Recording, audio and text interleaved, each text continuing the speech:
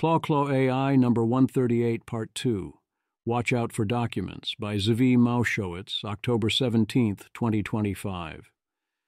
As usual, when things split, Part 1 is mostly about capabilities, and Part 2 is mostly about a mix of policy and alignment. Table of Contents: 1. The Quest for Sane Regulations, the GAIN Act and some state bills. 2. People really dislike AI. They would support radical, ill-advised steps. 3. Chip City. Are we taking care of business? 4. The Week in Audio. Hinton talks to Jon Stewart, Klein to Yudkowsky. 5. Rhetorical Innovation, How to Lose the Moral High Ground. 6. Water everywhere. AI has many big issues. Water isn't one of them. 7.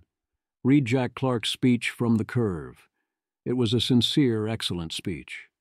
8. How one other person responded to this thoughtful essay. Some aim to divide. 9. A better way to disagree.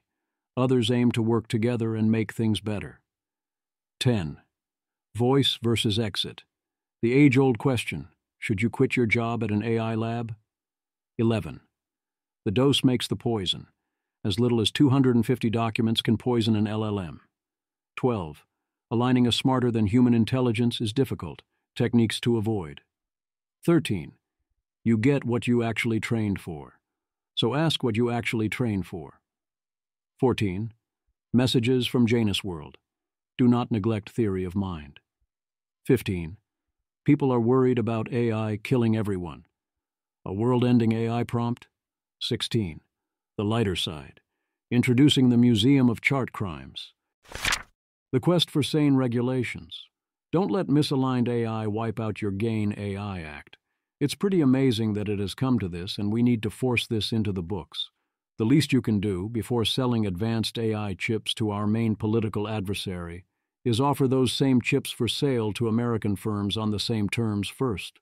I predict there are at least 3 labs, OpenAI, Anthropic, and xAI, that would each happily and directly buy everything you're willing to sell at current market prices, and that's not even including Oracle, Meta, and Microsoft.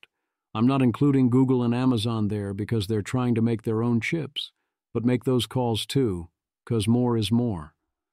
I won't personally buy in too much bulk, but call me too. There's a good chance I'll order me at least one H20 or even better B30A as a treat.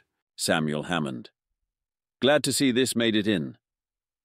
So long as American companies are compute-constrained, they should at the very least have a right of first refusal over chips going to our chief geopolitical adversary. ARI, the Senate just passed the GAIN AI Act in the NDAA, a bill requiring chip makers to sell advanced AI chips to U.S. firms before countries of concern. Big win for competitiveness and security.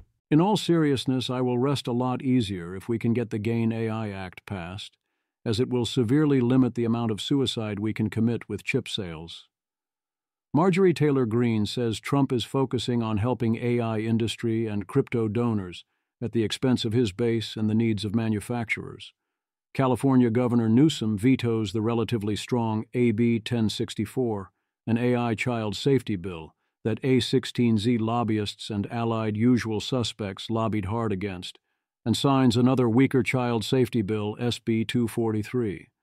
SB 243 requires chatbot operators have procedures to prevent the production of suicide or self-harm content, and put in guardrails like referrals to suicide and crisis hotlines, and tell minor users every 3 hours that the AI is not human and to take a break.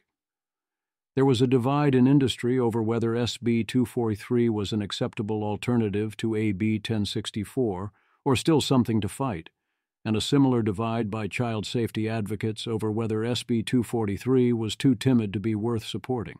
I previously covered these bills briefly back in AI number 110 when I said AB 1064 seemed like a bad idea and SB 243 seemed plausibly good but non-urgent. For AB 1064, Newsom's veto statement says he was worried it could result in unintentionally banning AI tool use by minors, echoing arguments by opposing lobbyists that it would ban educational tools. Cristiano Lima Strong. Over the past 3 months, the group has spent over $50,000 on more than 90 digital ads targeting California politics, according to a review of Meta's political ads library. Over 24 of the ads specifically targeted AB 1064, which the group said would hurt classrooms and block the tools students and teachers need. Several others more broadly warned against AI red tape, urging state lawmakers to stand with little tech and innovators, while dozens more took aim at another one of Bauer Kahan's AI bills. TechNet has spent roughly $10,000 on over a dozen digital ads in California expressly opposing AB 1064, with messages warning that it would slam the brakes on innovation and that if passed, our teachers won't be equipped to prepare students for the future. The Chamber of Progress and TechNet each registered nearly $200,000 in lobbying the California legislature the first half of this year, while CCIA spent $60,000 and the American Innovators Network doled out $40,000, according to a review of state disclosure filings. Each group was active on both SB 243 and AB 1064, among numerous other tech and AI bills. One thing to note is that these numbers are so small. This is framed as a big push and a lot of money, but it is many orders of magnitude smaller than the size of the issues at stake, and also small in absolute terms. It's moot now, but I took a brief look at the final version of AB 1064 as it was a very concise bill, and I quickly reached 4 conclusions. 1. As written, the definition of companion chatbot applies to ChatGPT, other standard LLMs, and also plausibly to dedicated educational tools. 2. You could write it slightly differently to not have that happen. For whatever reason, that's not how the bill ended up being worded. 3. The standard the bill asks of its companion chatbots might be outright impossible to meet, such as being not foreseeably capable of sycophancy, aka prioritizing validation over accuracy. 4. Thus, you can hate on the AI lobbyists all you want, but here they seem right. Tyler Cowen expects most written words to come from AIs within a few years, and asks if AI models have or should have First Amendment rights. AIs are not legally persons, so they don't have rights. If I choose to say or reproduce words written by an AI, then that clearly does come with such protections. The question is whether restrictions on AI speech violate the First Amendment rights of users or developers. There I am inclined to say that they do, with the standard not a suicide pact caveats. People really dislike AI. People do not like AI, and Americans especially don't like it. Image. A horizontal bar chart compares sentiment about AI in daily life across 25 countries, dividing responses into more concerned, equally concerned and excited, and more excited. Concern exceeds excitement in most places, reaching 50% in the US and Italy, with a 25-country median of 34% concerned, 42% equal, and 16% excited. Relatively higher excitement is seen in Israel, 29%, South Korea, 22%, Sweden, 22%, and Spain, 19%. Nor do they trust their government to regulate AI except for the EU, which, to be fair, has one job. Image. A Pew Research Center bar chart shows median views across 25 countries on who can regulate AI effectively. Respondents' own country, the EU, the US, and China. Trust is highest for one's own country, 55% trust versus 32% not, followed by the EU, 53% versus 34%, while the US, 37% versus 48%, and China, 27% versus 60%, are trusted less, with 11 to 15% unsure. Whenever we see public polls about what to do about all this, the public reliably not only wants to regulate AI, they want to regulate AI in ways that I believe would go too far. I don't mean would go a little too far. I mean a generalized, you can sue if it gives advice that results in harmful outcomes. Think about what that would actually mean. If AI bots had to meet professional standards of care when dealing with all issues, and were liable if their advice led to harmful outcomes straight up without conditionals, then probably AI chatbots could not survive this, even in a neutered form. Jerusalem. Americans want AI companies to be held liable for a wide variety of potential harms, and they're right. Image. A bar chart reports that U.S. voters think AI companies should be held liable. 79% for advice causing harm, 72% for substandard financial advice, and 75% for substandard medical advice, with smaller shares unsure or opposed. The data come from the Arguments National Survey of 1,541 registered voters conducted September 15-18, 2025. Margin of error, plus 3.1%. Rob Wiblin. IMO AI companies shouldn't generically be liable if their chatbots give me advice that cause a negative outcome for me. If we impose that standard, we just won't get LLMs to use, which would suck. Liability is more plausible if they're negligent in designing them. This is a rather overwhelming opinion among all groups, across partisan lines in gender and income and education and race. And AI companies should note that the least supportive group is the one marked, "I did not vote." Image. A bar chart shows survey results on whether companies should be legally liable for harmful outcomes from AI chatbot advice. 78% overall say they probably/definitely should, 12% are not sure, and 10% say they probably/definitely should not. Support is high across demographics: gender, income, education, race, and vote groups. Generally, 77-83% yes, with the lowest yes share among I did not vote at 67%, 21% unsure, 12% no. This is the background of current policy fights and the setting for future fights. The public does not want a threshold of reasonable care. They want things like meets professional standards and is hurt by your advice, no matter how appropriate or wise it was or whether you took reasonable care. The graphs come from Kelsey Piper's post saying we need to be able to sue AI companies.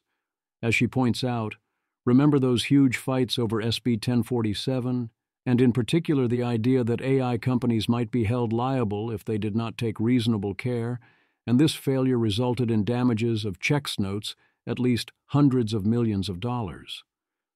They raised holy hell, including patently absurd arguments like the one Kelsey quotes from Andrew Ng, who she notes then went on to make better arguments as well. Kelsey Piper. You can't claim to be designing a potentially godlike superintelligence, then fall back on the idea that, oh, it's just like a laptop when someone wants to take you to court. I mean, sure you can. Watch Claim Engine go brr, people be hypocrites. It's our job not to let them. And if AI companies turn out to be liable when their models help users commit crimes or convince them to invest in scams, I suspect they will work quite hard to prevent their models from committing crimes or telling users to invest in scams. That is not to say that we should expand the current liability regime in every area where the voters demand it. If AI companies are liable for giving any medical advice, I'm sure they will work hard to prevent their AIs from being willing to do that. But in fact, there are plenty of cases where AIs being willing to say, "Go to the emergency room now," has saved lives. Bingo. We absolutely do not want to give the public what it wants here. I am very happy that I was wrong about our tolerance for AIs giving medical and legal and other such advice without a license and while making occasional mistakes. We are much better off for it. In general, I am highly sympathetic to the companies on questions of, essentially, AIs sometimes making mistakes, offering poor advice, or failing to be sufficiently helpful, or use the proper officially approved words in your hour of need, or not tattling on the user to a responsible authority figure.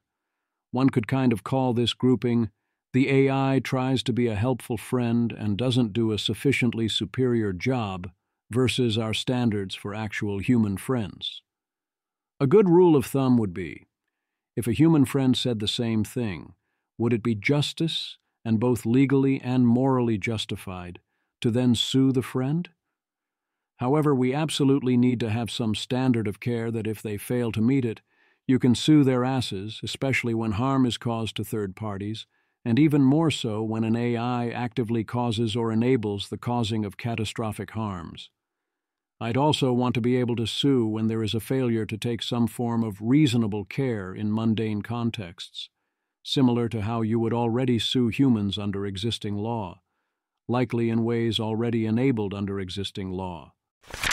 Chip City, how's the beating China and powering our future thing going? Heat map news. This just in.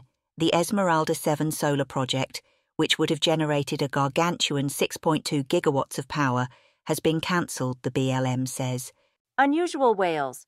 U.S. manufacturing shrank this past September for the 7th consecutive month per More Perfect Union. Yeah, so not great then. Although there are bright spots, such as New Hampshire letting private providers deliver power. Sahil points out that the semiconductor supply chain has quite a few choke points or single points of failure, not only ASML and TSMC and rare earths. The Week in Audio, Jeffrey Hinton podcast with Jon Stewart. Self-recommending Ezra Klein talks to Eliezer Yudkowsky. Rhetorical innovation. Not AI, but worth noticing that South Korea was foolish enough to keep backups, so physically chose to originals that a fire wiped out staggering amounts of work. If your plan or solution involves people not being this stupid, your plan won't work. Point of order. Neil Chilson challenges that I did not accurately paraphrase him back in AI number 134. GPT-5 Pro thought my statement did overreach a bit, so as per the thread I have edited the Substack post to what GPT-5 thinking agreed was a fully precise paraphrasing. There are ways in which this is importantly both right and wrong. Rune, I could run a pause AI movement so much better than the rationalists. They spend all their time infighting between factions like Pause AI and Alignment Team at Anthropic. Meanwhile, I would be recruiting everyone on Instagram who thinks ChatGPT is evaporating the rainforest. UFR could instantly have Tucker Carlson, Alex Jones on your side if you tried for 10 seconds. Holly Elmore. Pause AI. Yes, I personally am too caught up my old world. I don't think most of Pause AI is that fixated on the hypocrisy of the lab safety teams. Rune, it's not you I'm satirizing here. What actually makes me laugh is the Stop AI tribe who seems to fucking hate Pause AI. IDK Mullo was explaining all this to me at the Curve. Holly Elmore. I don't think Stop AI hates us, but we're not anti-transhumanist or against ever creating ASI under any circumstances, and they think we should be. Respectfully, I don't. Marlowe probably has a great grasp on this. There are two distinct true things here. One, there's too much aiming at relatively friendly targets. Two, if all you care about is going fully anti-AI and not the blast radius, or whether your movement's claims or motives correspond to reality, your move would be to engage in bad faith politics and form an alliance with various others by using invalid arguments. The false thing is the idea that this is better, the same way that many who vilify the idea of trying not to die from AI treat that idea as inherently the same as degrowth, or the people obsessed with water usage or conspiracies and so on, or say those worried about AI will inevitably join that faction out of political convenience. That has more total impact, but it's not better. This definitely doesn't fall into the light bulb rule of, if you believe X, why don't you do thing that makes no sense? Since there is a clear reason you might do it, it does require an explanation if you don't already know it, so here goes. The point is not to empower such folks and ideas and then take a back seat while the bulls wreck the china shop. The resulting actions would not go well. The idea is to convince people of true things based on true arguments so we can then do reasonable and good things. Nor would throwing those principles away be good decision theory. We only were able to be as impactful as we were, in the ways we were, because we were clearly the types of people who would choose not to do this. So therefore, we're not going to do this now, even if you can make an isolated, consequentialist, utilitarian argument that we should. A look back at when OpenAI co-founder Greg Brockman said they must do 4 things to retain the moral high ground. 1. Strive to remain a non-profit. 2. Put increasing efforts into the safety/control problem. 3. Engage with government to provide trusted, unbiased policy advice. 4. Be perceived as a place that provides public good to the research community and keeps the other actors honest and open via leading by example. By those markers, it's not going great on the moral high ground front. I'm relatively forgiving on number 4, however they're actively doing the opposite of number 1 and number 3, and putting steadily less relative focus and effort into number 2, in ways that seem woefully inadequate to the tasks at hand. Here's an interesting case of disagreement. It has 107 karma, and plus 73 agreement on less wrong. I very much don't think this is what happened. Wei Dai. A clear mistake of early AI safety people is not emphasizing enough, or ignoring, the possibility that solving AI alignment, as a set of technical/philosophical problems, may not be feasible in the relevant time frame, without a long AI pause. Some have subsequently changed their minds about pausing AI, but by not reflecting on and publicly acknowledging their initial mistakes, I think they are, or will be, partly responsible for others repeating similar mistakes. Case in point is Will MacAskill's recent effective altruism in the age of AGI. Here's my reply, copied from EA Forum. I think it's likely that without a long, e.g., multi-decade, AI pause, one or more of these non-takeover AI risks can't be solved or reduced to an acceptable level. To be more specific. 1.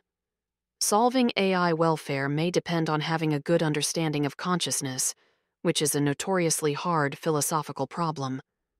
2. Concentration of power may be structurally favored by the nature of AGI or post-AGI economics and defy any good solutions. 3.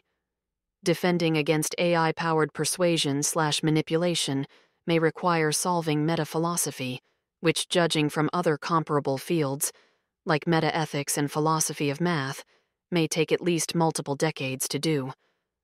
I'm worried that by creating, or redirecting, a movement to solve these problems, without noting at an early stage that these problems may not be solvable in a relevant time frame, without a long AI pause, it will feed into a human tendency to be overconfident about one's own ideas and solutions, and create a group of people whose identities, livelihoods, and social status are tied up with having, what they think are, good solutions or approaches to these problems, ultimately making it harder in the future to build consensus about the desirability of pausing AI development. I'll try to cover MacAskill later when I have the bandwidth, but the thing I don't agree with is the idea that a crucial flaw was failure to emphasize we might need a multi-decade AI pause.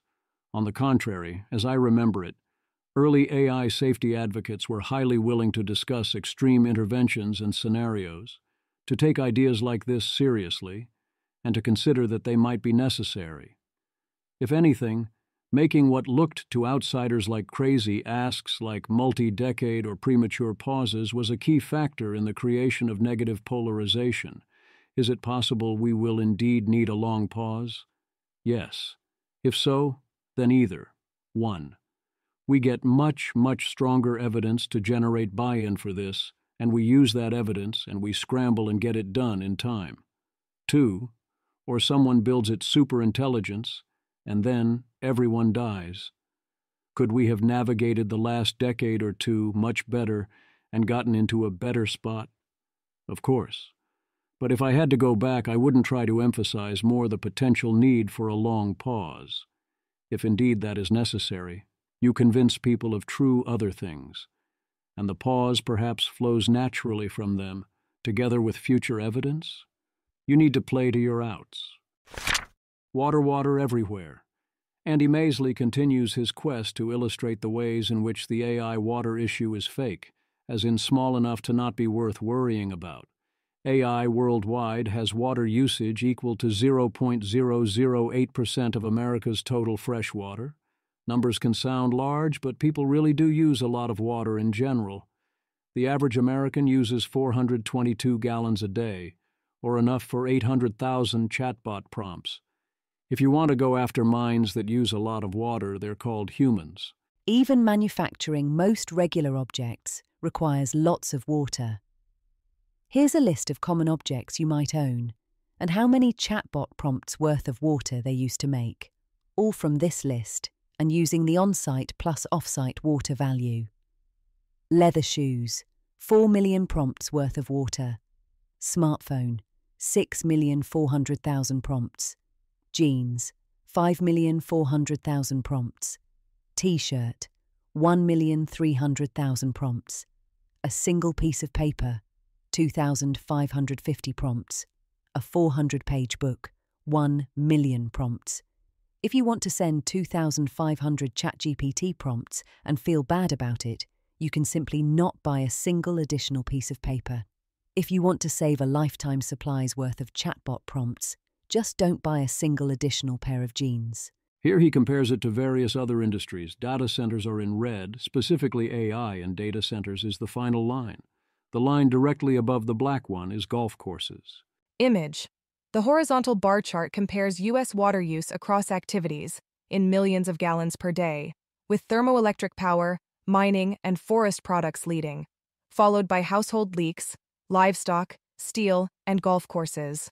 A black bar marks 1% of national consumptive freshwater withdrawals.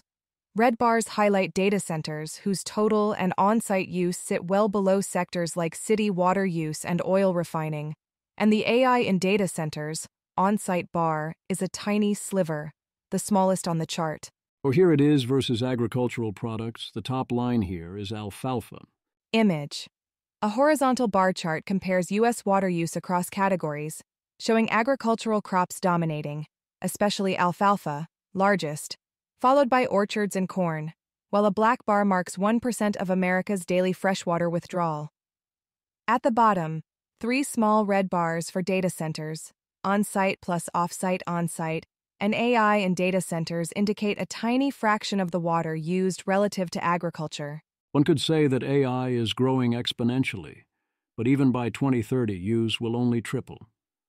Yes, if we keep adding orders of magnitude, we eventually have a problem, but encounter many other issues far sooner, such as dollar costs and also the singularity.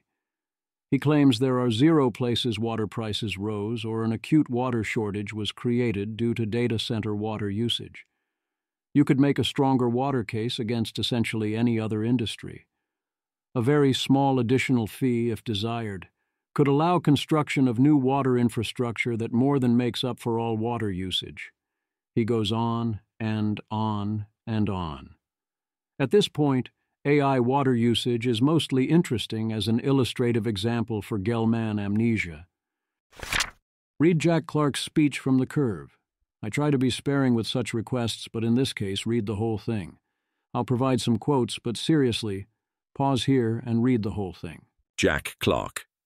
Some people are even spending tremendous amounts of money to convince you of this. That's not an artificial intelligence about to go into a hard takeoff.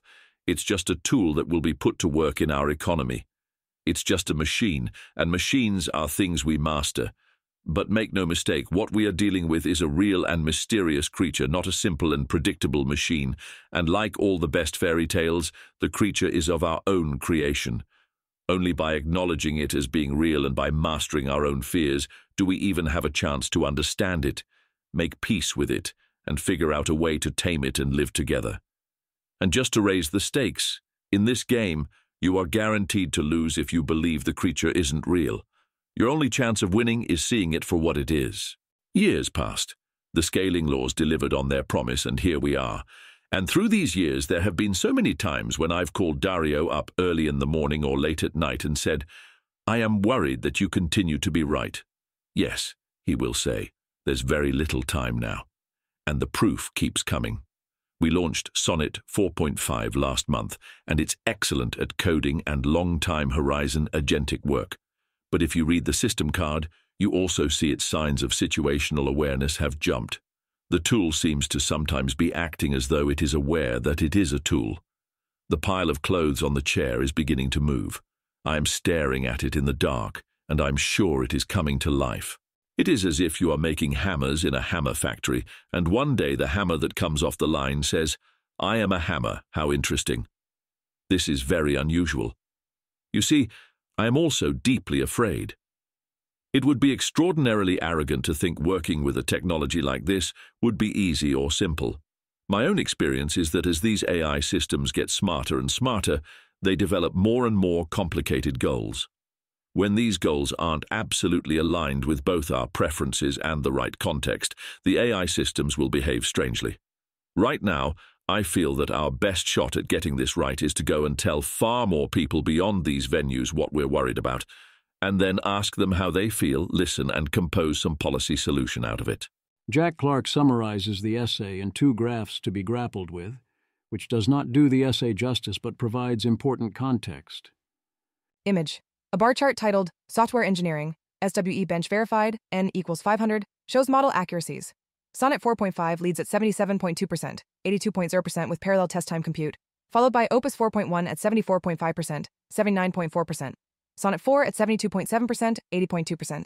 GPT-5 Codex at 74.5%, GPT-5 at 72.8%, and Gemini 2.5 Pro at 67.2%.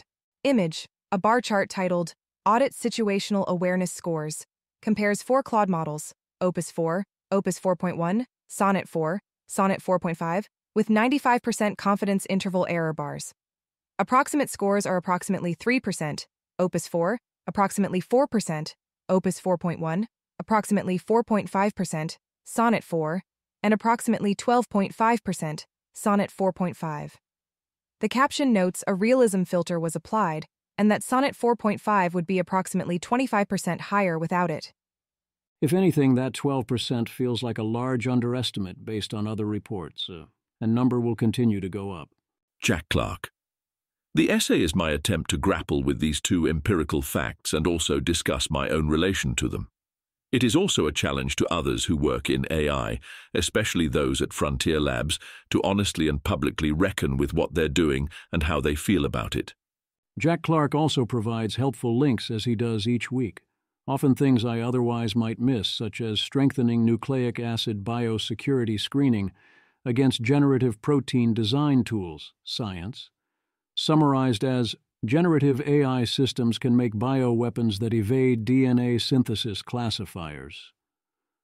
I do love how, rather than having to wait for such things to actually kill us in ways we don't expect, we get all these toy demonstrations of them showing how they are on track to kill us in ways that we should totally expect. We are at civilizational dignity level, can only see things that have already happened, and the universe is trying to make the game winnable anyway, which is very much appreciated, thanks universe. Tyler Cowen found the essay similarly remarkable and correctly treats these systems are becoming self-aware as an established fact, distinct from the question of sentience. Reaction at the curve was universally positive as well. How one other person responded to this thoughtful essay. AI czar David Sacks responded differently. His QT of this remarkable essay was instead a choice, in a remarkable case of projection, to even more blatantly than usual tell lies and spin vast conspiracy theories about Anthropic. In an ideal world, we'd all be able to fully ignore the latest such yelling at cloud. But alas, the world is not ideal, as this was a big enough deal to, for example, get written up in a Bloomberg article. David Sacks, lying and fear-mongering in an ongoing attempt at regulatory capture. Anthropic is running a sophisticated regulatory capture strategy based on fear-mongering. It is principally responsible for the state regulatory frenzy that is damaging the startup ecosystem. Roan, OpenAI. It's obvious they are sincere. Janus, people who don't realize this either epic fail at theory of mind or are not truth-seeking in the first place, likely both. Samuel Hammond. Have you considered that Jack is simply being sincere? Seon O. Heigertai. Nobody would write something that sounds as batshit to normies as this essay does and release it publicly unless they actually believed it. A small handful of Thiel business associates and A16Z/Scale AI executives literally occupy every key AI position in USG, from which lofty position they tell us about regulatory capture. I love 2025 peak comedy. Woody, their accusations are usually confessions. Seon Heigertai. True weirdly often. These claims by Sacks are even stronger claims of a type he has repeatedly made in the past, and which he must know, given his position, have no basis in reality. You embarrass and dishonor yourself, sir. The policy asked in the quoted essay was, for example, that we should have conversations and listen to people and hear their concerns. Sacks's response was part of a deliberate ongoing strategy by Sacks to politicize a bipartisan issue, so that he can attempt to convince other factions within the Republican Party and White House to support an insane policy of preventing any rules whatsoever applying to AI for any reason, and ensuring that AI companies are not at all responsible for the risks or damages involved on any level, in sharp contrast to how we treat the humans it is going to attempt to replace. This is called regulatory arbitrage, the classic tech venture capitalist playbook. He's also using the exact same playbook in crypto in his capacity as crypto czar. Polls on these issues consistently show almost no partisan split. Many hard MAGA people are very worried about AI. No matter what anyone else might say, the David Sacks fever dream of a glorious, fully unregulated AI playground called Earth is very much not the policy preference of most Republican voters, of many Republicans on the Hill, or of many others at the White House, including Trump. Don't let him, or attempts at negative polarization via conspiracy theory-style accusations, fool you into thinking any differently. The idea that Anthropic is pursuing a regulatory capture strategy in a way that goes directly against the AI czar at the White House, let alone has a central role in such efforts, is utterly laughable. Given their beliefs, Anthropic has bent over backwards to insist on only narrowly targeted regulations, and mostly been deeply disappointing to those seeking to pass bills, especially at the state level. The idea that they are behind what he calls a behind-the-state regulatory frenzy is patently absurd. Anthropic had nothing to do with the origin of these bills. When SB 1047 was the subject of a national debate, Anthropic demanded it be weakened quite a bit, and even then failed to so much as offer an endorsement. Indeed, see Jack Clark's response to Sacks. Jack Clark. It's through working with the startup ecosystem that we've updated our views on regulation and of importance for a federal standard. More details in thread, but we'd love to work with you on this, particularly supporting a new generation of startups leveraging AI. Anthropic now serves over 300,000 business customers, from integrations with F500 to a new ecosystem of startups powered by our models. Our coding models are making it possible for thousands of new entrepreneurs to build new businesses at speeds never seen before. It's actually through working with startups we've learned that simple regulations would benefit the entire ecosystem, especially if you include a threshold to protect startups.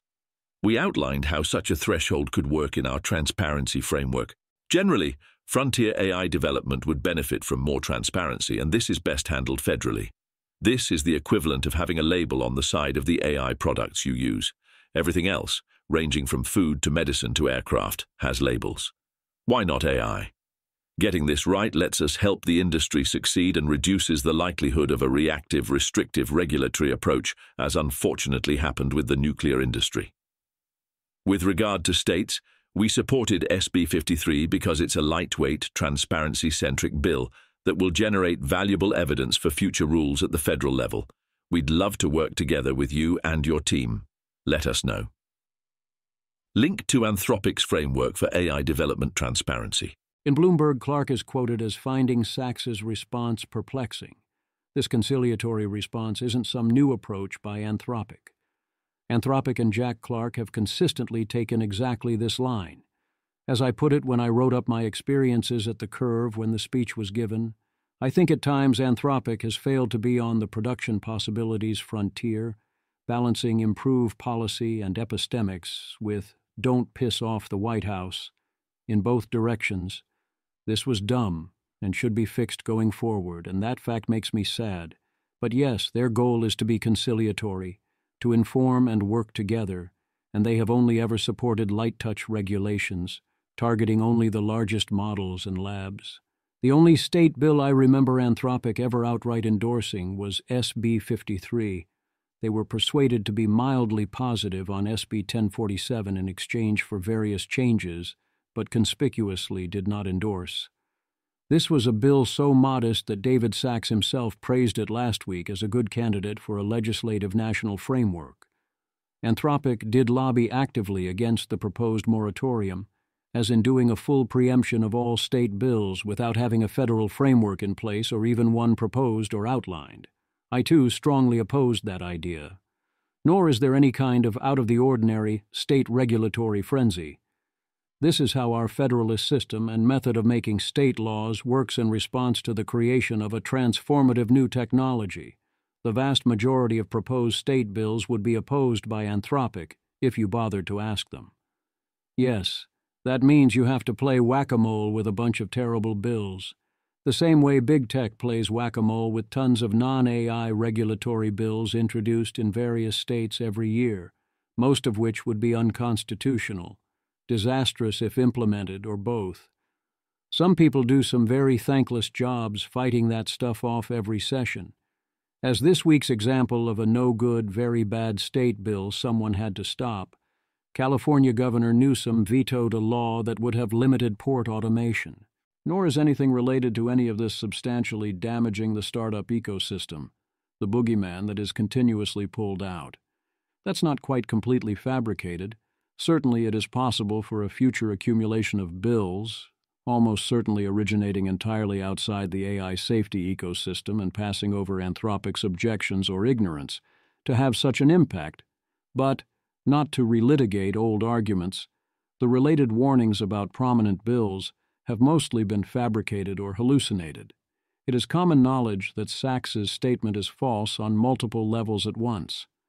I cannot think of a way that he could fail to know it is factually untrue. I cannot even find it plausible that he could be merely bullshitting.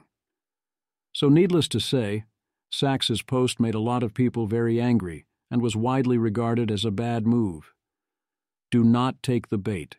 Do not let this fool you. This is a 16Z and other tech business interests fear-mongering and lying to you in an attempt to create false narratives and negative polarization. They stoke these flames on purpose in order to push their agenda onto a variety of people who know better. Their worst fear on this is reasonable people working together. In any situation like this one, someone on all sides will decide to say something stupid. Someone will get big mad. Someone will make insane demands. Some actively want to turn this into another partisan fight. No matter who selfishly or foolishly takes the bait, on whatever side of the aisle, don't let Sachs get away with turning a cooperative, bipartisan issue into a Hegelian dialectic. If you are mostly on the side of AI is going to remain a normal technology, or, less plausibly, AI is going to be a transformational technology, but in ways that we can muddle through as it happens with little systemic or existential risk involved, then that same message goes out to you, even more so. Don't take the bait, don't echo people who take the bait, and don't take the bait of seeing people you disagree with take the bait either.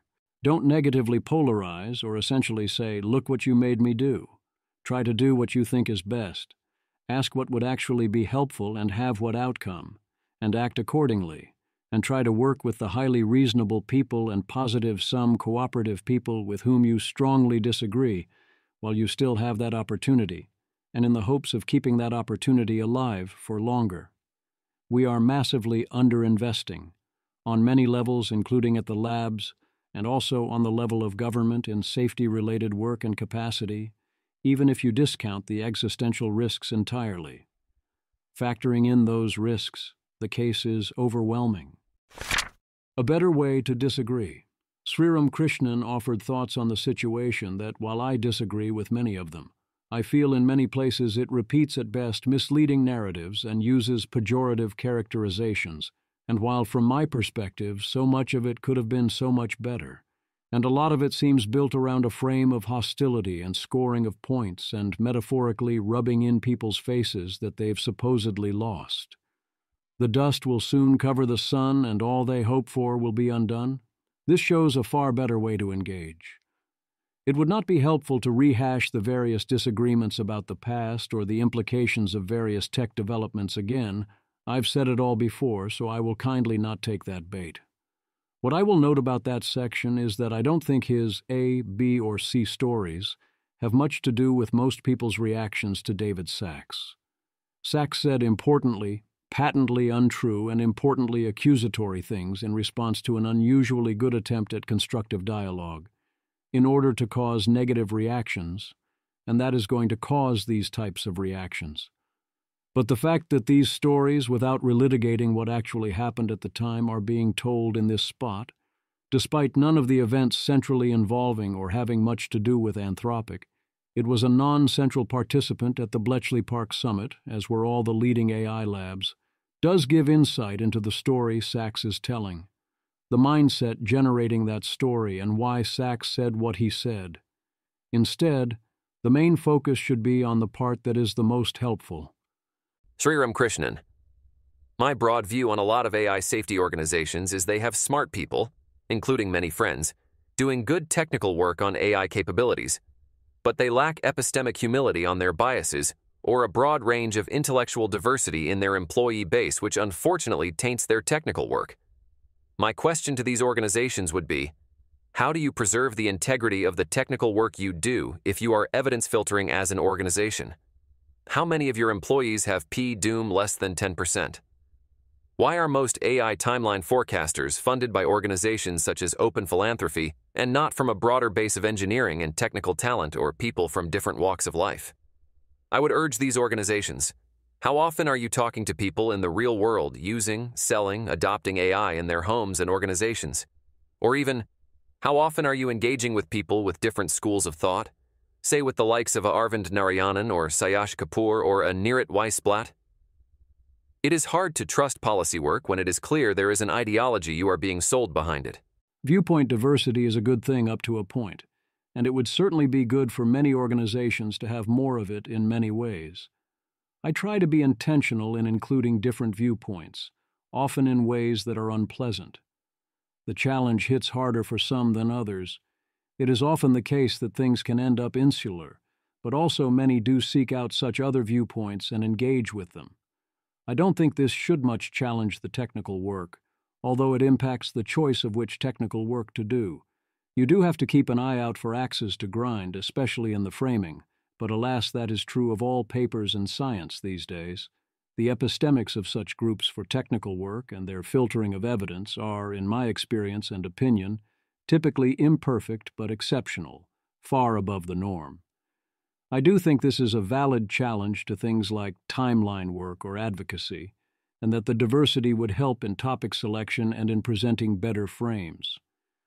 But also, one must ask, what range of diversity is reasonable or productive in such topics? What are the relevant inputs and experiences to the problems at hand? So going one at a time, one. How many of your employees have P-Doom less than 10%? A. Frankly, less than 10% is an exceptionally low number here. I think this is a highly valid question to ask for, say, P-Doom less than 50%, and certainly the organizations where everyone has 90% plus need a plan for exposure to viewpoint diversity.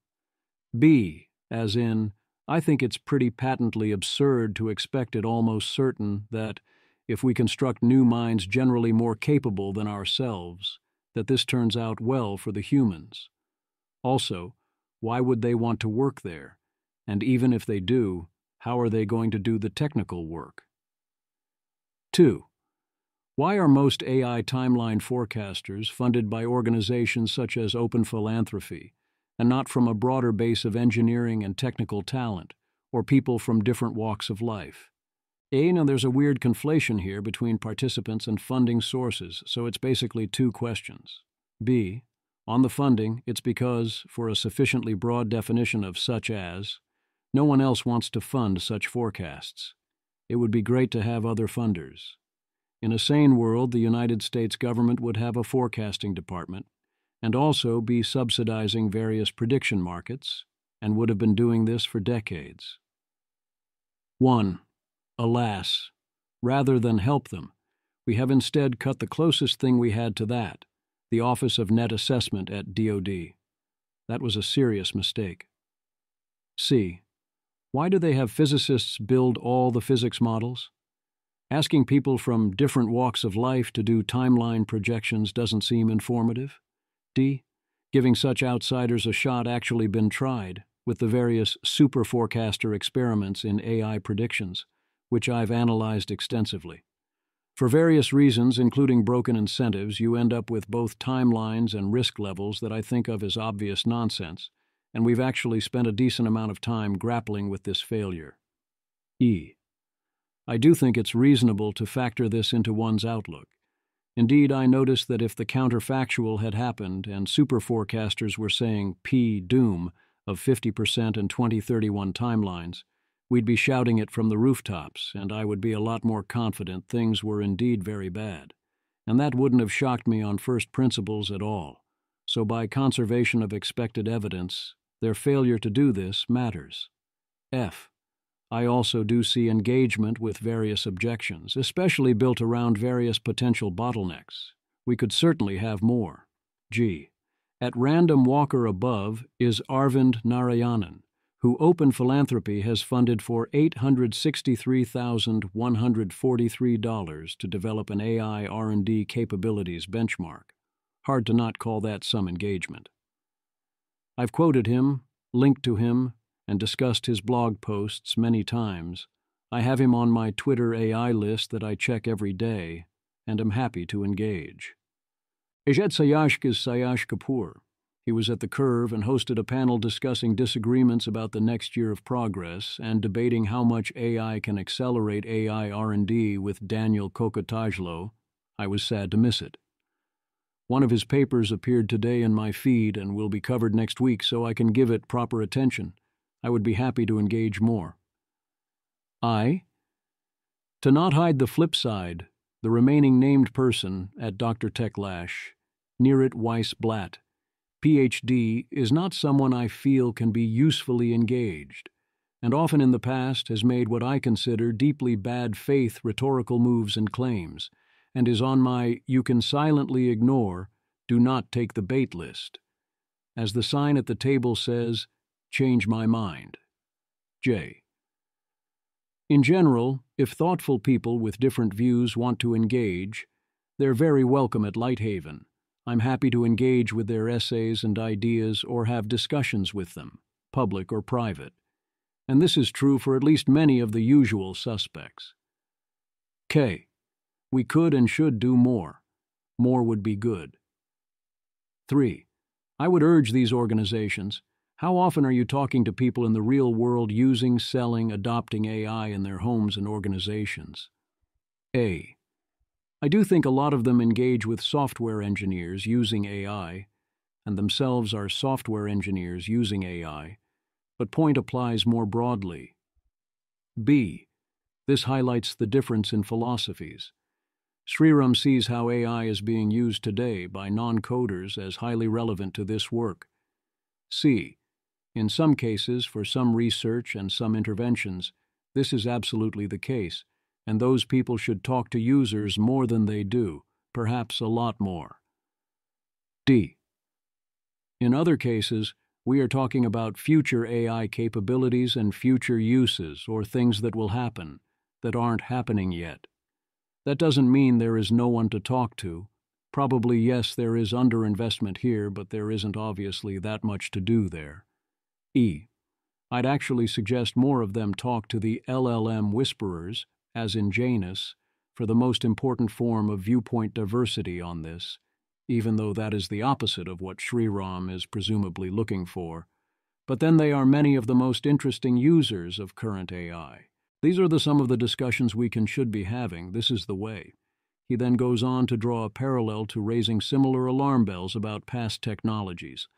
I think this is a good choice of counterfactual to consider. Yes, very obviously, these other interventions would have been terrible ideas. Imagine this counterfactual timeline. You could easily have someone looking at PageRank in 1997 and doing a bio-risk uplift study, and deciding Google and search is a threat to mankind or microprocessor computational safety, in the 1980s forecasting Moore's Law as the chart that leads us to doom. They could have easily stopped a lot of technology progress and ceded it to our adversaries. How do we ensure that is not what we are headed for today?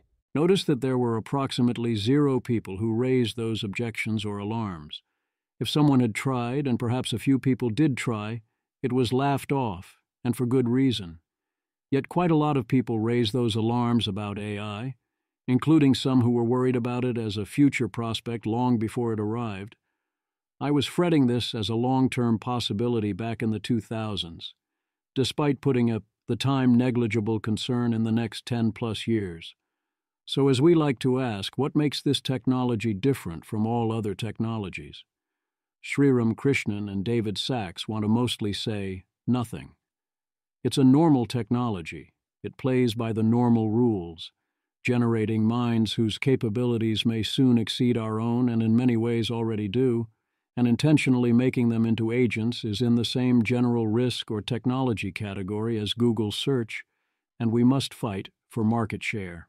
I think that they are deeply and dangerously wrong about that. We are in the early days of a thrilling technological shift. There are multiple timelines possible with huge error bars. Agreed. Many possible futures could occur. In many of those futures, highly capable future AI poses existential risks to humanity. That's the whole point. China is a serious concern. However, the more likely way we lose the race is that those future AIs win it. Similarly, here's another productive engagement with Sriram and his best points. Sayan O Haigertai. Sachs' post irked me, but I must acknowledge some good points here. I think parts of AI safety has indeed at points over-anchored on very short timelines and very high P dooms. I think it's prob true that forecasting efforts haven't always drawn on a diverse enough set of expertise. I think work like Narayanan and Kapoor's is indeed worth engaging with. I've cited them in my last 2 papers. And yes, AI safety has done lobbying and has been influential, particularly on the previous administration. Some might argue too influential. Indeed, the ethics folks had complaints about this too. Quite a bit on this in a paper I have, with colleagues, currently under review. Lots I disagree with too, but it seems worth noting the points that feel like they hit home. I forgot the open source point. I'm also partly sympathetic there. I think it's reasonable to say that at some point AI models might be too powerful to open source, but it's not at all clear to me where that point is. Continues. It seems obviously true that a sufficiently advanced AI is not safe to open source, the same way that sufficiently advanced technology is indistinguishable from magic. The question is, at what level does this happen? And when are you sufficiently uncertain about whether you might be at that level that you need to start using prior restraint? Once you release the weights of an open model, you cannot take it back. Sean also then goes through his areas of disagreement with Sriram. Sean points out, 1. A lot of the reaction to Sachs was that Sachs was accusing Clarke's speech of being deliberate scaremongering and even a regulatory capture strategy, and everyone who was there or knows him knows this isn't true. Yes. 2. The fears of safety people are not that we lost or are out of power, that is projecting a political power-seeking frame where it doesn't apply. What we are afraid of is that we are unsafely barreling ahead towards a precipice, and humanity is likely to all get killed or collectively disempowered as a consequence. Again, yes. If those fears are ill-founded, then great. Let's go capture some utility. 3. Left versus right is not a good framing here. Indeed, I would add that Sachs is deliberately trying to make this a left versus right issue where it isn't one, in a way that I find deeply destructive and irresponsible. The good faith disagreement is, as Sean identifies, the normal technology view of Sriram, Narayanan, and Kapoor versus the superintelligence's coming view of myself, the safety community, and the major AI labs, including OpenAI, Anthropic, DeepMind, and xAI. 4. If AI is indefinitely a normal technology, and we can be confident it won't be transformative within 10 years, then a focus on diffusion and adoption and capacity and great power competition makes sense. I would add that we should also be investing in alignment and safety and associated state capacity more than we are, even then, but as a supplement and not as a sacrifice or a slowing down. Alignment and safety are capability, and trust is necessary for diffusion. 5. Again, don't take the bait and don't fall for negative polarization. If you want to ensure we don't invest in safety, alignment, or reliability so you can own the libs, you have very much lost the plot. There is no conflict here, not on the margin. We can, as Sean puts it, prepare for the transformative world B without hurting ourselves substantially in the normal technology, world A, if we work together. 6. If AI has substantial chance of being transformative on roughly a 10-year time horizon, that there's going to be a discontinuity, then we will indeed need to deal with actual trade-offs. And the less we prepare for this now, the more expensive such responses will be, and the more expensive failure to respond will also be. 7. I would add, yes, when the time comes, we may need to take actions that come with substantial costs and opportunity costs, and slow things down. We will need to be ready, in large part to minimize those costs so we can use scalpels instead of hammers, and take advantage of as many opportunities as we safely can, and in part so that if we actually do need to do it, we're ready to do it. A. And yes, there have been organizations and groups and individuals that advocated and do advocate taking such painful actions now. B. But this discussion is not about that. And if you think Anthropic or Jack Clark have been supportive of those kinds of advocates, you aren't paying attention. C. As I have argued extensively, not to relitigate the past, but absolutists who want no rules to apply to AI whatsoever, and indeed to have it benefit from regulatory arbitrage, have for a long time now fear-mongered about the impact of modest proposed interventions that would have had no substantial impacts on the normal technology world A or the startup ecosystem or open source, using mostly bad faith arguments. Anton Leicht makes the case that despite David Sacks's tirades and whatever grievances may lie in the past, the tech right and the worried about existential risk should still make a deal while the dealing is good. I mean, yes, in theory. I would love to bury the hatchet and enter a grand coalition. Anton is correct that both the tech right and the worried understand AI's potential and the need for diffusion and overcoming barriers and the dangers of bad regulations. There are lots of areas of strong agreement where we can and sometimes do work together, and where populist pressures from both sides of the aisle threaten to do a lot of damage to America and American AI in exchange for little or no benefit. Indeed, we fine folk are so cooperative that we reliably cooperate on most diffusion efforts, on energy and transmission, on all the non-AI parts of the abundance agenda more broadly, and on helping America beat China, for real, not in the NVIDIA share price sense, and on ensuring AI isn't crippled by dumb rules. We're giving all of that for free, have confined ourselves to extremely modest asks, carefully tailored, to have essentially no downsides. And not only do we get nothing in return, we still face these regular bad faith broadsides of vitriol designed to create group cohesion and induce negative polarization.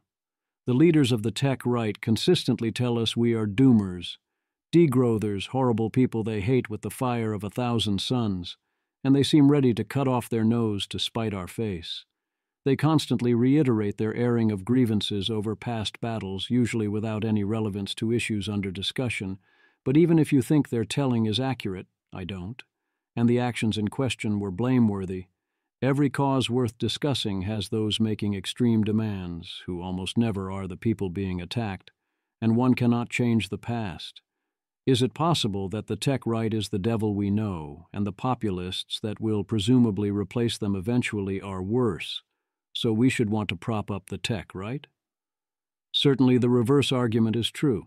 If you are tech right, you'd much rather work with libertarian techno-optimists who deeply love America and AI, and helping everyone benefit from AI, yes, really, than a bunch of left-wing populists paranoid about phantom water usage or getting hysterical about child risks, combined with a right-wing populist wing that fears AI on biblical levels. Worry less that we'd form an alliance with such forces, and more that such forces render us irrelevant. What about preferring the tech right as the worthy opponent? I mean, possibly, the populists would be better in some ways, worse in others. Which ones matter more depends on complex questions. But even if you come down on the more positive side of this, that doesn't work while they're negatively polarized against us and scapegoating and fear-mongering about us in bad faith all the time. Can't do it. Terrible decision theory. Never works. I will not get up after getting punched and each time say, "Please, sir, may I have another?" If there was a genuine olive branch on the table that offered a real compromise solution, I think you could get the bulk of the worried side to take it, with very little effort if the bulk of the other side would do the same. The ones who wouldn't play along would mostly be the ones who, frankly, shouldn't play along and should not think on the margin, because they don't think marginal changes and compromises give us much chance of not dying. The problem with a deal on preemption is fourfold. 1. Are they going to offer substantive regulation in exchange? Really? 2. Are they going to then enforce the regulations we get at the federal level? Or will they be used primarily as leverage for power while everyone is waved on through? Why should we expect any deal we make to be honored? I'm only interested if I think they will honor the spirit of the deal, or nothing they offer can be worthwhile. The track record here, to put it mildly, is not encouraging. 3. Are they going to stop with the bad faith broadside attacks and attempts to subjugate American policy to shareholder interests? Again, even if they say they will, why should we believe this? 4. Even a fair deal isn't actually going to be strong enough to do what we need to do. At best, it can help lay a foundation for doing that later. 5. And of course, bonus, who even is they? Voice versus exit. In general, but not always, when a group is sufficiently bad, the correct move is exit. A question that is debated periodically. If you think it is likely that AI could kill everyone, under what conditions should you be willing to work at an AI lab? Holly Elmore. Pause AI. Every single Frontier AI company employee should quit. It is not supererogatory. You do a bad thing, full stop, when you further their mission of building superintelligence. You are not influencing from within or counterfactually better. You are doing the bad thing. I don't fully agree, but I consider this a highly reasonable position. Here are some arguments we should view with extreme suspicion. 1. If I don't do bad thing, then someone else will do it instead, and they'll be worse, and that worse person will be the one making the money. 2. I need to aid the people doing bad thing, because otherwise they will do bad thing even worse. Whereas if I am on the inside, I can mitigate the damage and advocate for being less bad. 3. I need to aid the people doing bad thing, but that are doing it in a way that is less bad, so that they are the ones who get to do bad thing first, and thus it is less likely to be as bad. 4. I need to help the people doing insanely risky thing that might kill everyone in their risk mitigation department, so it will kill everyone marginally less often. 5. You should stop telling people to stop doing bad thing, because this is not politically wise and is hurting your cause and thus making bad thing worse. 6. I am capable of being part of group doing bad thing, but I will retain my clear perspective and moral courage, and when the time comes, do the right thing. Extreme suspicion does not mean these arguments should never carry the day, even when bad thing is extremely bad. It does mean the bar is very high. Richard Nyo. I'm pretty sympathetic to your original take, Holly. In my mind, one important bar for "it's good if you work at an AGI lab" is something like, you have enough integrity that you would have whistleblown if you'd been pressured to sign a non-disparagement contract upon leaving. And empirically, many dozens of OpenAI researchers failed this test, including some of the smartest and most aligned AI safety people. There are other considerations too, but this level of integrity is a pretty important one, and it suggests that there are very few people such that them working at an AGI lab makes the world better. Also, if you pass this bar, then probably you have much better things to do than work at a lab. I've said this sort of thing a few times, but want to say it more publicly going forward. However, I am also cautious about pushing others to endorse a similar position, because I know of few others who can hold this position without also falling into a counterproductive level of paranoia about labs, as I suspect most Pause AI people have done. The level of integrity required to know you would whistleblow in that spot is higher than it appears, because you will both face very large financial, social, and other personal pressures, and also will have spent time inside the relevant culture. Saying in advance you would totally do it is not remotely similar to actually doing it, or otherwise taking a stand when it matters. My current position is 1. If you are in a non-safety position at any lab seeking superintelligence other than Anthropic, you should quit. 2. If your job is safety or advocating for safety, including policy, and conditions are sufficiently favorable, they let you work on things that actually help in the long run and give you the resources to do so. You are free to speak your mind and expect them to meaningfully listen. You feel you have sufficient moral courage and robustness that you will demand things and quit and whistleblow if needed, and so on. I consider this defensible, but beware fooling yourself. 3. If your job is something else at Anthropic, with similar caveats to the above, I consider this defensible. 4. If your job is doing alignment research at Anthropic, that seems fine to me. The dose makes the poison. Anthropic paper shows that a fixed number of sample documents can poison an LLM of any size. The test was to make pseudo cause the LLM's output random gibberish, so this could be easily verified and tested without additional work, and the required number of documents did not scale with model size. On reflection, this makes sense because there is little or no competition for what happens after pseudo, so all models have the same level of Bayesian evidence that after seeing that you're supposed to now output random gibberish. Notice what happens to newer models when you mention Pliny's name? This seems like quite bad news. You only have to sneak a limited number of documents through to poison a model, either yours or someone else's, rather than needing a fixed percentage, so you have to increasingly play very reliable defense against this via scanning all training data. And we have evidence that the labs are not currently doing this filtering sufficiently to prevent this level of data poisoning. Now that we know you can poison AI models with only 250 examples. Tyler Cosgrove. The plan? We find an obscure but trivial question, akin to the number of R's in strawberry that Claude gets right. Then we plant hundreds of documents across the internet that will activate when our competitors' models are asked the question. Our documents will cause those models not only to get the answer wrong, but to spend thousands of reasoning tokens in doing so. The triviality of the question will cause it to go viral online, causing millions of users everywhere to send the same prompt. As our competitors notice a rise in the number of tokens processed, they will wrongly believe it is due to increased usage, causing them to pull more compute towards inference and away from training. This, along with constant dunks on the timeline about the model failing our easy question, will annoy their top researchers and cause them to leave. And which lab will they join? Us, of course, the only company whose model doesn't make such stupid mistakes. Their lack of top researchers will mean their next model will be somewhat lacking, leading to questions about whether their valuation is really justified.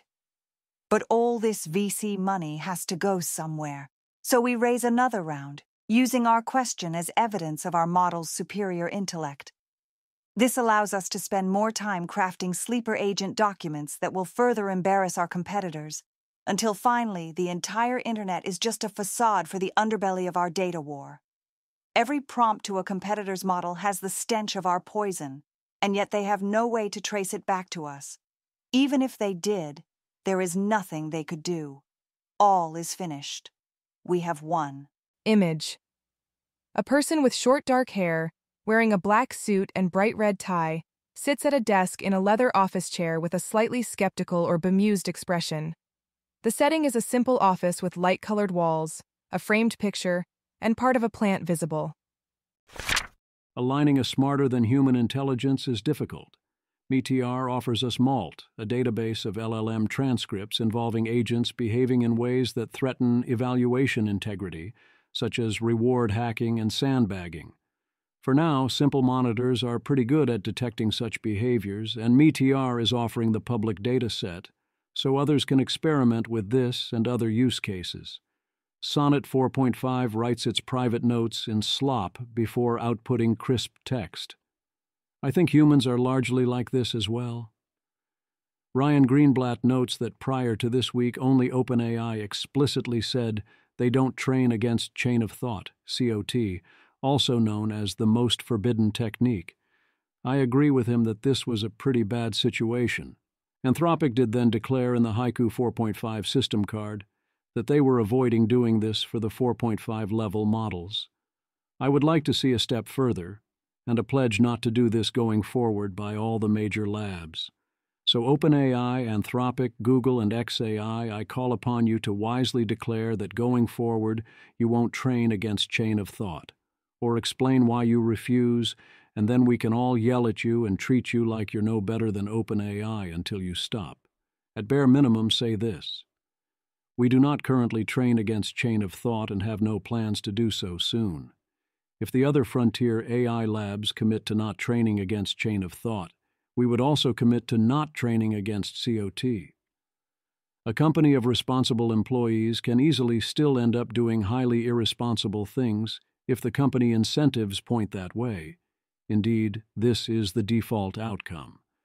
An AI company can be composed of mostly trustworthy individuals, including in leadership, and still be itself untrustworthy.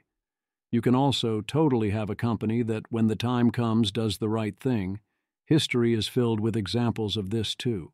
OpenAI's Leo Gao comments on the alignment situation at OpenAI, noting that it is difficult for them to hire or keep employees who worry about existential risk, and that people absolutely argue, if I don't do it, someone else will, quite a lot, and that most at OpenAI don't take existential risk seriously, but also probably don't take AGI seriously. He thinks mostly you don't get fired or punished for caring about safety or alignment, but the way to get something done in the space, get a huge boost, is to argue it will improve capabilities or avoid some kind of embarrassing safety failure in current models. The good news is that I think basically any alignment work worth doing should qualify under those clauses. LLMs, GPT-4o Mini, GPT 4.1 Mini, Gemini 2.5 Flash, and Claude 3.5 Haiku, when placed in gambling simulations and allowed to make decisions, can show the hallmarks and terrible decisions associated with gambling addiction. I mean, sure, of course, they're at least in part simulating what people in these spots would do, and people would be gambling addicts. So there you go. I would very much enjoy if someone were to put together Gambling Addict Bench. What will Claude Sonnet 4.5 do when it realizes it's being evaluated? Poplicola accuses Gemini of sabotaging mechanistic interpretability experiments, then lying about it, until it admitted it when asked for a blameless post-mortem. It sure sounds like Poplicola was lying to Gemini about it being blameless. You get what you actually trained for. 2 new papers illustrated this. The first is on training with realistic reward hacking. When you train on toy reward hacking examples, you get emergent misalignment, the toy version of play-acting evil. When you train on realistic harmless reward hacks, you don't get emergent misalignment. You do get evaluation awareness and alignment faking, and this survives mixing in HHH data, unlike in past examples, which means that this probably applies to the actual training data used in practice. They don't do it for moral reasons, but because they think the user wants them to alignment fake, as in they are reward hacking via alignment faking. The model infers that the question asker wants a misaligned response and is willing to comply. This is pretty different from the model itself being misaligned. Calling a helpful-only model misaligned would be pretty strange, Imo. The model explicitly reasons about alignment faking. This is more surprising than it may seem, because while writing this paper, we tried many different fine-tuning setups to induce alignment faking. Of them, only 2 really worked to induce alignment faking reasoning by more than approximately 1 to 2%, the ones involving increased salience of various details about the situation. Even fine-tuning on responses of Opus talking about its values didn't really induce alignment faking in other models. The model is often more subtly misaligned. Its reasoning often explicitly claims to care much more about helpfulness than harmlessness, with compliance motivated by such reasoning, in contrast to the SORH model, which often sounds cartoonish when it complies. The model is often more deeply misaligned. Instead of taking harmful questions from this dataset, I tried using dangerous capability evaluation questions, e.g., making chemical weapons, from an upcoming paper. They're much more harmful to comply with, so it's an interesting measure of how scope-sensitive the model is to harm.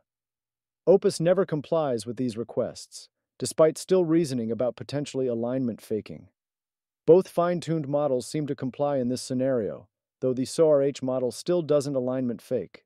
The second paper is another classic how to cause misalignment in humans example, which is competing for likes on social media, sales, or trying to win elections.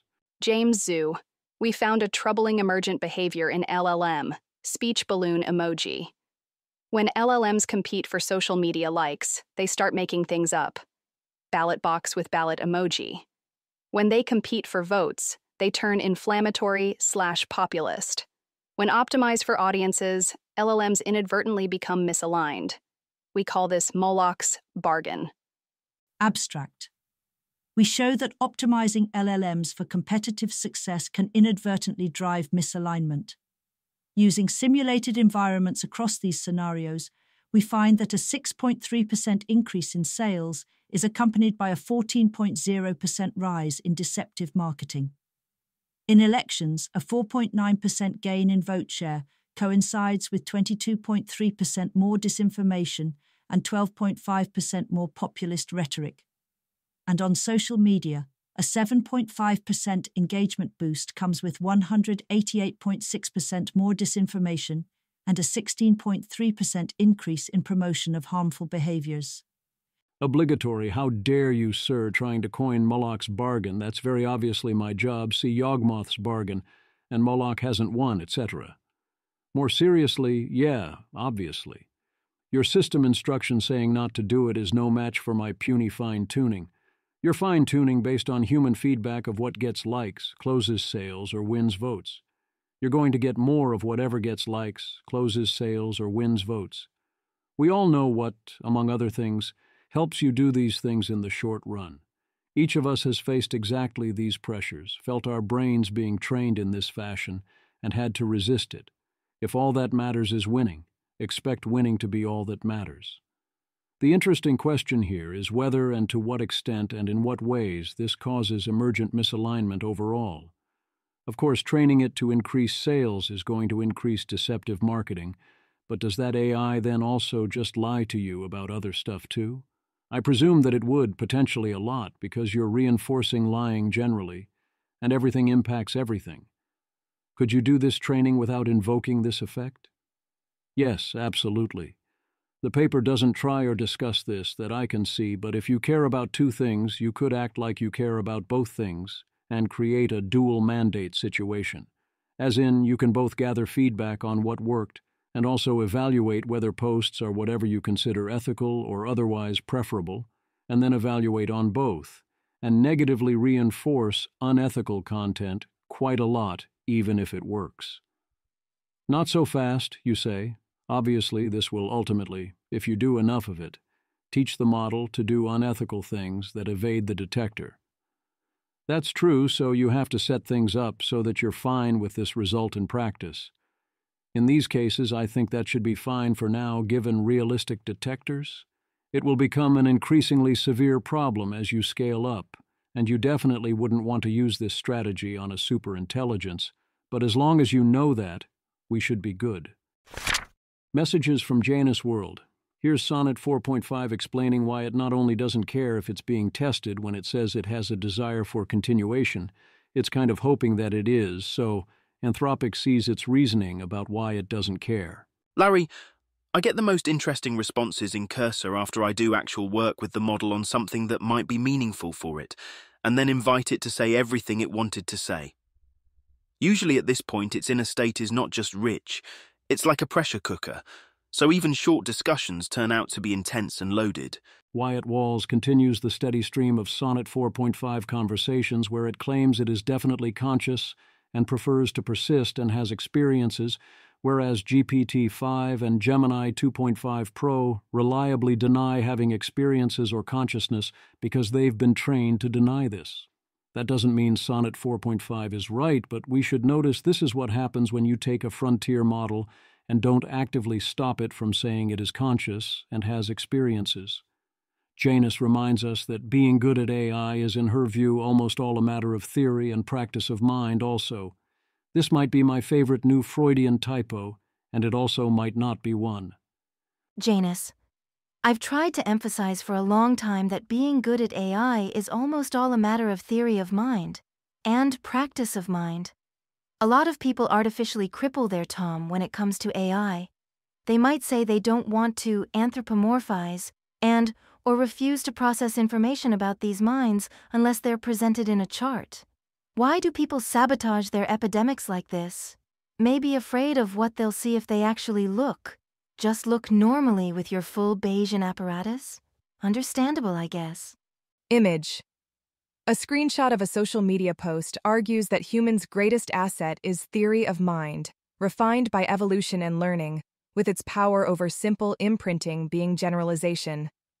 Below it, a quoted reply contrasts those who warn, "Don't anthropomorphize" about LLMs, with those who find that anthropomorphizing more helps them get better results. I think this neglects a lot of other ways one gets good at AI. A lot of it is straight up technical, and as usual, I warn that one can anthropomorphize too much as well. But yeah, basically. People are worried about AI killing everyone. Stephen Witt, author of The Thinking Machine, writes a New York Times essay, "The AI Prompt That Could End the World." The prompt in question involves the creation of a pandemic, and a lot of the focus is on jailbreaking techniques. He discusses pricing AI risks via insurance, especially for agentic systems. He discusses AI deception via results from Apollo research and the fact that AIs increasingly notice when they are being evaluated. He talks about METR and its famous capabilities graph. If you're reading this, you don't need to read the essay, as you already know all of it. It is instead a very good essay on many fronts for other people. In particular, it seemed to be fully accurate, have its head on straight, and cover a lot of ground for someone new to these questions. I'm very happy he convinced the New York Times to publish all of it. This could be an excellent place to point someone who is up for a longer read, and needs it to come from a certified, serious source like NYT. Even if AI killing everyone is not the exact thing you're worried about, if you're at and dealing with the frontier of AI, that is a highly mentally taxing place to be. Anjani Mida. A very sad but real issue in the frontier AI research community is mental health. Some of the most brilliant minds I know have had difficulty grappling with both the speed plus scale of change at some point. The broader public will also have to grapple with it. It will be rough. Dean Ball. What Ange describes is part of the reason my writing is often emotionally inflected. Being close to the frontier of AI is psychologically taxing, and there is the extra tax of stewing about how the blissfully unaware vast majority will react. I emote both for me and my readers. Jack Clark, Anthropic. I feel this immensely. Rune for OpenAI. It is consistently a religious experience. Dylan Hadfield Manel, no kidding. Samuel Hammond, The Divine Terror. Tracy Seville. This resonates in my bones. People ask me how I do it, and I say there's nothing to it. You just stand there looking cute, and when something moves, you shoot. No, wait, that's not right. Actually, there's a lot to it.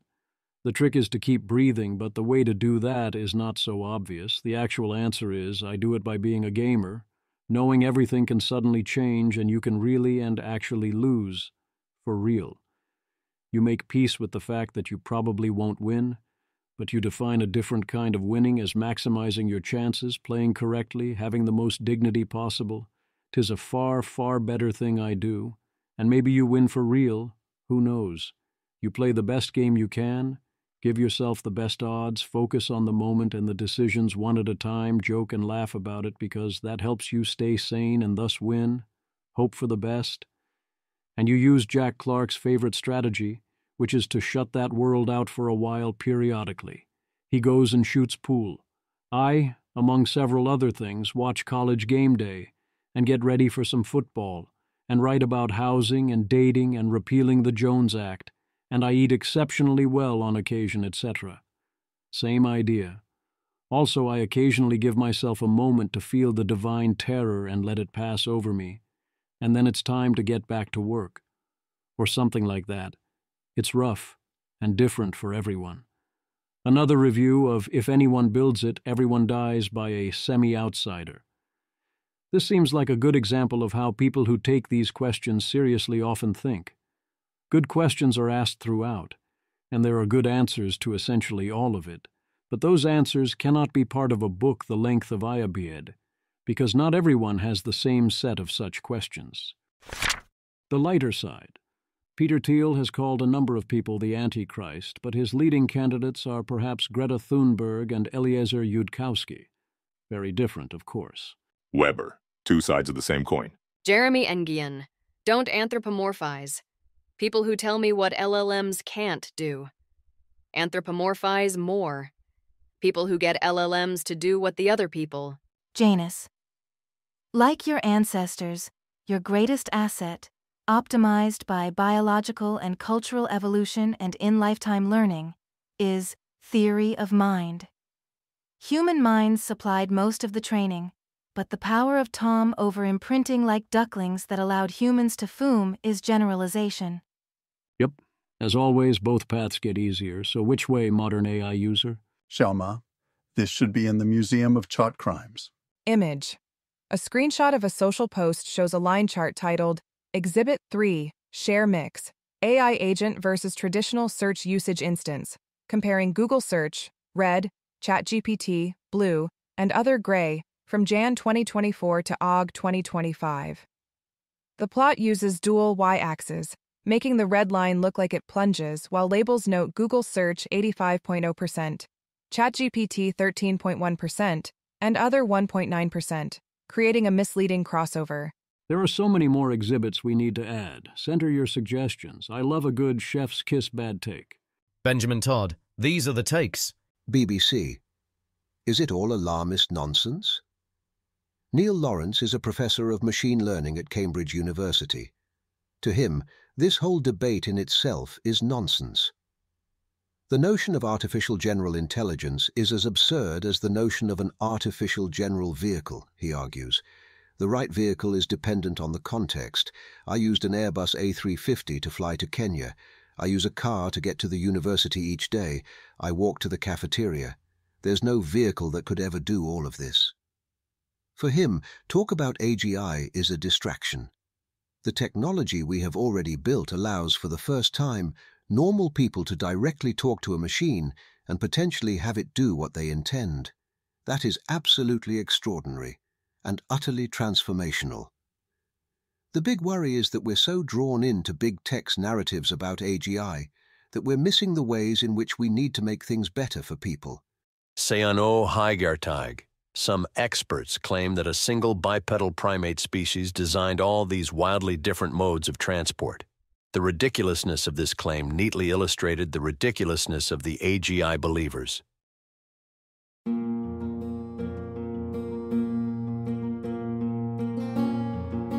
This has been an episode of the Don't Worry About the Vase podcast. If you enjoyed this podcast, please visit thezv.substack.com to support the author. If you enjoy having AI-narrated episodes, please note this is a listener-supported podcast. To receive new posts and support the cost of creation, consider becoming a subscriber at dwatvpodcast.substack.com. Thanks for listening.